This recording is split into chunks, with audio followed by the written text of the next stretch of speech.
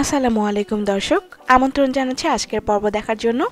আজকে খুব সহজ একটি রেসিপি নিয়ে আপনাদের কাছে হাজির হয়েছে।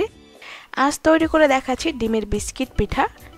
চলুন তাহলে দেখে নিই কিভাবে খুব সহজে এই ডিমের বিস্কিট পিঠা তৈরি করতে হয়। এর জন্য আমি এখানে 2টা ডিম নিয়েছি। ডিম 2টা ভেঙে নিচ্ছি। আপনারা চাইলে মাত্র একটি ডিম দিয়েও এই পিঠাটি বানাতে পারবেন। এখন ডিমগুলো ভালো করে ফেটে নিচ্ছি।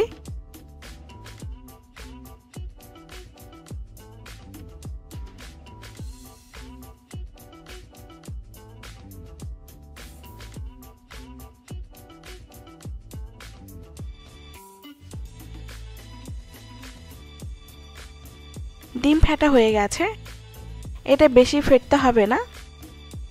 এখন এর মধ্যে অ্যাড করছি চিনি।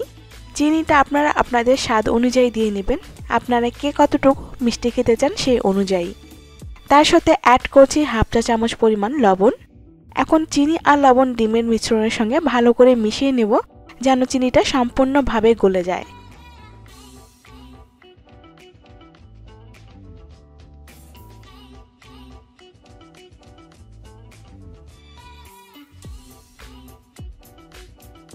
চিনিটা সম্পূর্ণভাবে গলে গেছে। এখন এর মধ্যে অ্যাড করছি চালের গুঁড়া।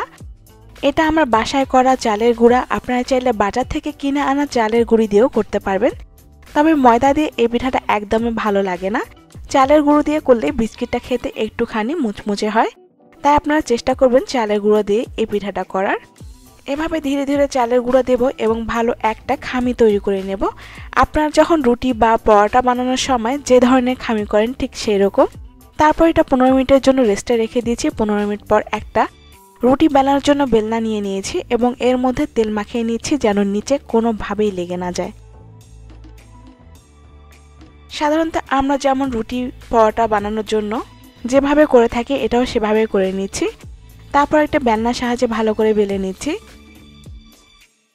এটা রুটির মতো অতটা পাতলা হবে না, ঠিক 3-4টা রুটি একসাথে করলে যে পুরুত্ব হয় ঠিক সেই রকম।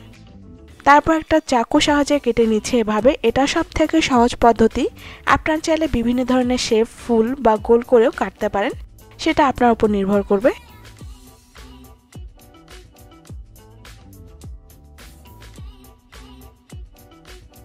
এটা হয়ে গেছে, তারপর তুলে নিচ্ছি। চুলায় একটি কড়াই বসিয়ে দিয়েছি আর এর মধ্যে দিয়ে দিচ্ছি তেল।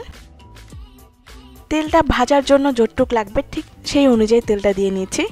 তারপর একে একে সব পিঠাগুলো এখানে দিয়ে দিচ্ছি। এক পাশ হয়ে গেলে আরেক পাশ উল্টিয়ে ভালো করে লাল করে ভেজে নেব। এই পিঠাটা আপনার বিকেলের নাস্তা হিসেবে খেতে পারবেন, কন্টেনারে ভরে প্রায় 1 মাসের মতো সংরক্ষণ করতে পারবেন।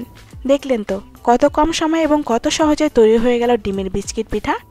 আশা করছি আমার আজকের ভিডিও আপনাদের ভালো লেগেছে। ভালো লাগলে লাইক, শেয়ার এবং সাবস্ক্রাইব করবেন। এই রেসিপির বিষয়ে কোনো প্রশ্ন থাকলে কমেন্ট বক্সে কমেন্ট করবেন। আজ এখানেই বিদায় নিচ্ছি, আবারও হাজির হব নতুন কোনো রেসিপি নিয়ে। ততক্ষণ ভালো থাকবেন, সুস্থ থাকবেন। আল্লাহ হাফেজ।